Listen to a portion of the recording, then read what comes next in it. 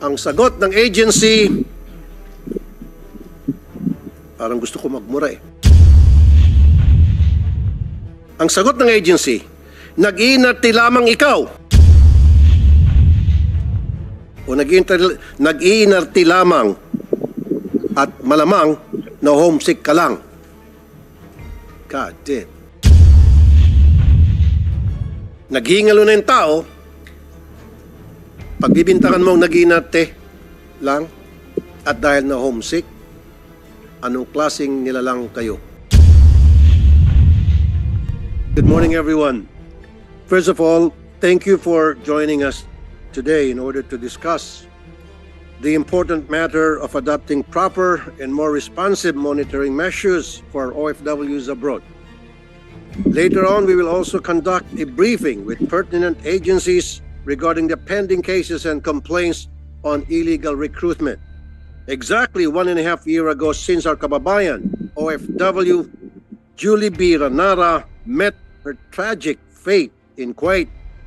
Here we are again, faced with the sad news and the deaths of Jeline Arguzon and Riolin Saison, who were both deployed in Saudi Arabia. July 24, 2024, nung humingi po ng tulong sa aking tanggapan ng asawa ni Jeline Arguzon na si Mr. Jeriel Amatorio, naghinagpis na malaman ang tunay na sanhi ng pagkamatay ng kanyang asawa.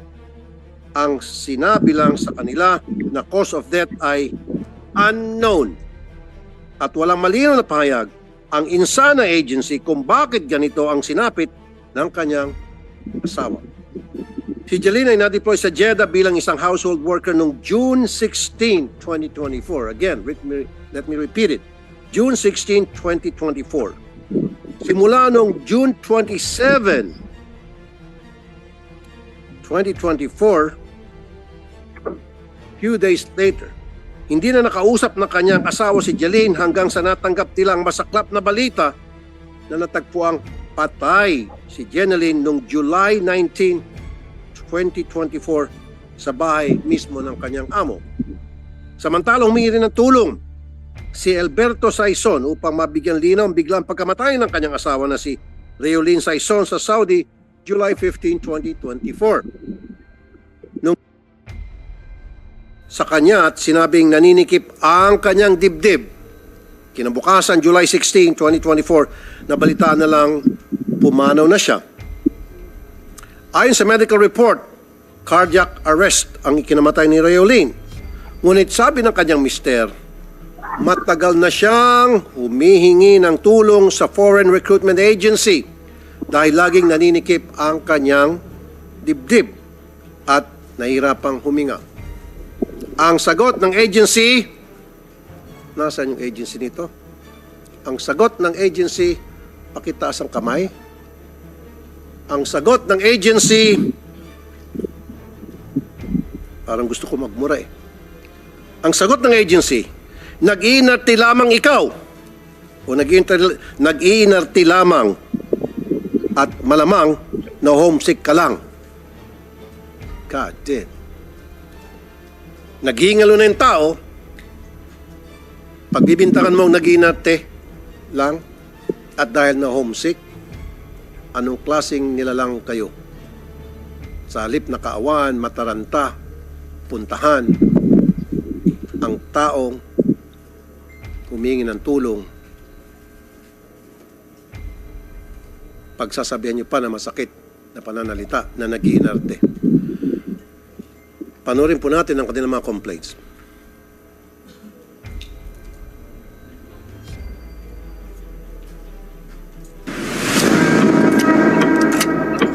Nasabi niyo na po sa inyong dahilan kung bakit ano pong ikinamatay? Yung nga po sir, di po masabi sa amin kung ano po ang dahilan. Tinatanong po namin tapos nag-iingi po kami ng picture po na wala po silang ipasa.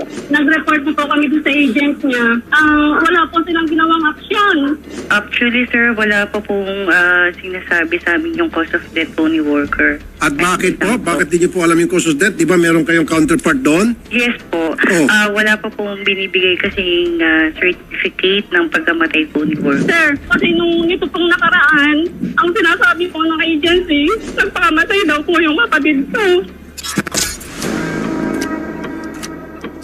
Kailan niyo po nalaman na may nangyari na pala kay Mrs.? Nalaman ko po yun July 16 po ng alas 6 ng umaga po dito sa atin sa Pilipinas po. Nasabi niya na ho ba sa inyo ang dahilan ng pagkamatay? Ang nakalagay po sa death certificate niya is natural death, pero ang ano niya po kasi masakit po yung likod niya, pagkadulas niya po yun. Sir Delberto, nasabi ba sa inyo ni Mrs. kung gaano katagal na yung karamdaman niya na masakit ang lalamunan at masakit ang likod? Bali ilang beses na po siya nag-report sa agency po doon sa Saudi, hindi po siya pinapansin. Sabi daw po nag-inarte po siya. Yan po, nung pagtawag po sa akin nung July 15 po, hirap na po talaga siyang huminga, tsaka naghahabol na po talaga siya ng hininga ngayon, masakit na daw po talaga yung likod niya, halos hindi na po siya makausap ng maganda. Malala na no makausap niyo si Mrs. Opo, malala na po talaga po.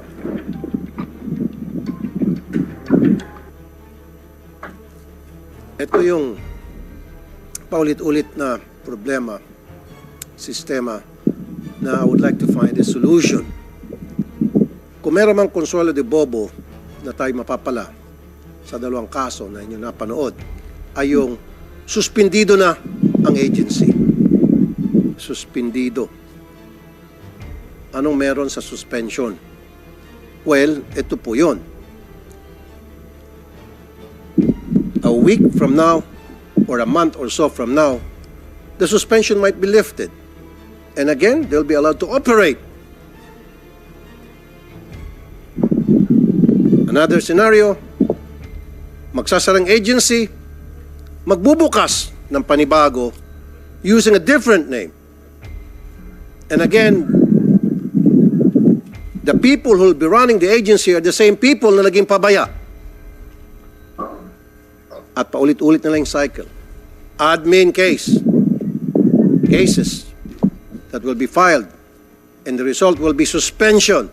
Suspension here, suspension there, lifting of suspension here, lifting of suspension there.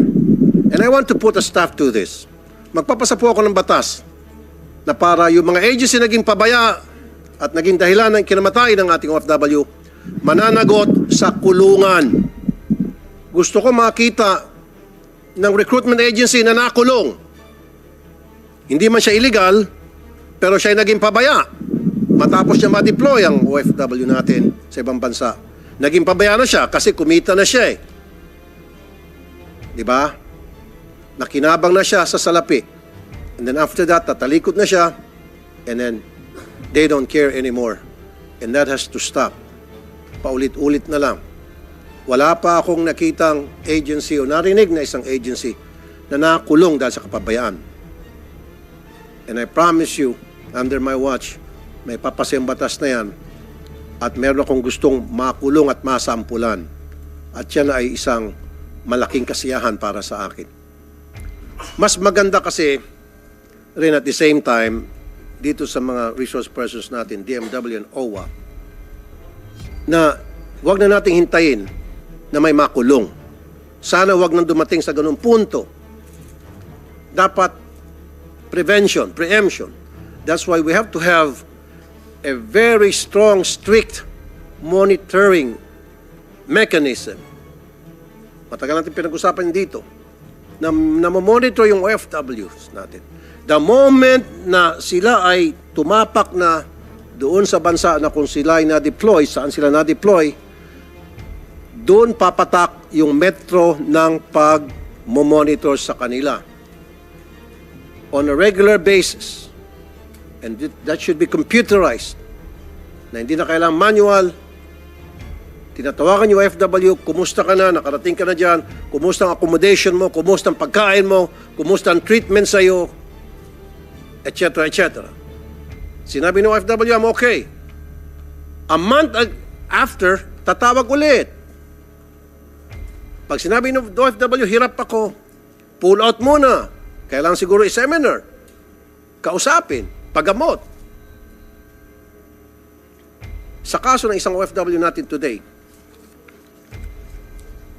nakita niyo naman, buwan pa lamang po, namatay na at ang sabi ng Saudi authorities, natural death. Anong ibig sabihin ng natural death? Not defined. So kung natural death, sakit sa puso. Eh di ba meron ginagawang thorough check-up bago ma-deploy ang ating OFW? So, nagkulang na naman ang agency rito. Meron naging pabaya. But anyway, that we have to find out today. Sa kasalukuyan, parehong kaso ni Jeline at Riolin ay pending investigation and awaiting autopsy result. Ngunit para sa kanilang mga mahal sa buhay dito sa Pilipinas, sa bawat araw na walang malinaw na report tungkol sa kanilang pagpanaw, mas lalong bumibigat ang kanilang dibdib habang nag-aabang, hindi sa kanilang masayang pagbabalik, kundi sa kanilang mga bangkay. Napakalungkot at napakabigat isipin. Parang deja vu lang. Narito na naman tayo upang pag-usapan ang kanilang mapait na sinapit. When this committee heard the case of Julie B. Ranara last year, we strongly recommended the adoption of stricter measures to ensure the constant monitoring of our OFWs abroad. Among others, we recommended the following. Number one, that the DMW and OWA should improve and intensify their systems for monitoring, communicating, and in rendering support and immediate assistance to our OFWs.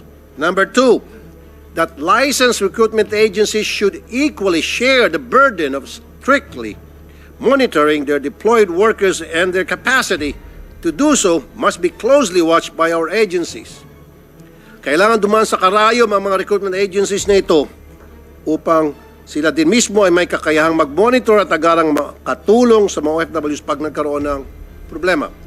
Number three, that prospective foreign employers must undergo some form of screening. Very important sa akin ito. Kung yung ating mga OFW, bago sila ma-deploy, katakot-takot na screening, yung kanilang background, police clearance, and NBI clearance, barangay clearance, court clearance, kung ano-ano pang klaseng clearance, health clearance, ini-screen sila. Pero yung mga employer nila, hindi ini-screen kung sila ba'y karapat-dapat na tumanggap ng OFW natin. Paano kung yung amo ay siraulo? Paano kung yung amo ay balasubas, tarantado? Kawawa naman ang ating OFW. Dapat nahuli sa screening, so wag na natin i-deploy doon yung ating OFW. Matapos lumabas yung result na yung amo na nag-request ng OFW ay may problema pala. That prospective foreign employers must undergo some form of screening, sinabi ko, to assess their neuropsychiatric status, their medical records, criminal records, if any, capacity to pay, and to provide safe and environment for OFWs. Marami akong kasong na-receive sa mga nakaraan na yung amo walang pambayad. First, second month lang magbayad, third and fourth, wala nang capacity na magbayad sa ating OFW. Uwi yung ating OFW huluhan dahil hindi na sweldohan. Number four, that pre-engagement seminar or similar activity be held before deployment to familiarize the employers about Filipino traits and culture. Yan ang sinasabi ko. Dapat yung mga employers, sineseminar din. Tulad ng pagsaseminar natin sa ating mga OFW para malaman natin mga OFW kung ano yung kultura, mga do's and don'ts doon sa lugar na kanyang pupuntahan. Dapat ganun din yung mga employers para malaman nila kung ano yung kultura natin. Kung sino tayo nang sa gayon magkakaroon ng mutual understanding. Kasi mayroong mga employers na ayaw kumakanta o sumasayaw yung ating mga OFWs. Eh yun yung kultura natin, masayahin tayong tao. Dahil lamang ikaw ay narinig ng amo mo kumanta, babatukan ka na, sisipain ka na. Heck no. Pero kung nasema na yung amo na pag kumakanta, wala naman, hindi naman nakakaabala sa trabaho sa oras, let it be. Number 5, that sufficient welfare desk officers be assigned to a sufficient number of OFWs within a given territory. And number 6, the last but not the least, that both local and foreign recruitment agencies must submit to the DMW status reports, not just on quarterly basis, but on a monthly basis, just like what I said earlier. Apart from these recommendations, we have a tedious process of requiring from our OFWs and agencies several documents before they can be deployed. Tapos, meron tayong contract verification. Ito pang isang problema tong contract verification. Dami ko natatanggap na reklamo. Isang OFW na gusto na umuwi ng Pilipinas, after ng kanyang contract, uwing-uwi na siya. Pero, dadaan muna sa butas ng karayom dahil sa contract verification ito. Magpapa-appointment siya sa embahada natin, kung saan man, government agency, para mabigyan siya ng tinatawag nating contract verification. Mag-intay siya ng linggo o ilang linggo. Pagdating niya doon, pipila siya, mag-antay siya ng ilang oras sa pila. May seminars, medical exams at kung ano pang proseso bago ma-issue ang OEC. Despite these supposed safeguards, bakit ganito pa rin ang mga nangyayari? Ano pa ang ating pagkukulang at saan tayo nagkukulang? That's why we are here to discuss this. A year after NARA, bagamat wala pa rin malinaw na report kung ano talaga ang circumstances of death ni na Jeline and Rayolene, I called this committee hearing today precisely to know from the DMW and OWA the urgent steps that we should adopt ASAP to prevent these tragic incidents. As of today, there are 121,503 Filipino workers deployed in Jeddah. Paano natin mapoproteksyonan ang bawat isa sa kanila? That's the big question.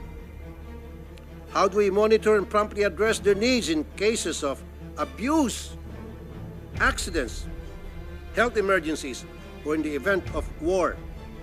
Paano tayo magbibigay sa klolo para maiwasan na sila ay uwing bangkay? I understand that we have a bilateral labor agreement with the Kingdom of Saudi Arabia. Pero nakasaad ba doon kung paano natin mamonitor ng maigi ang kalagayan ng ating mga kababayan? While we laud the efforts of the Saudi government to finally settling the claims for workers who were previously retrenched by Saudi construction firms who went bankrupt, we must likewise ensure that the Saudi government provides continued protection for our workers. Kailangan meron din silang commitment na walang namamatay sa ating mga kababayan na nagsasakripisyo sa kanilang bansa. Our terms should be respected and upheld. And if these are violators to such agreements, if there are violators to such agreement, they must be penalized and held accountable in accordance with existing international covenants and laws.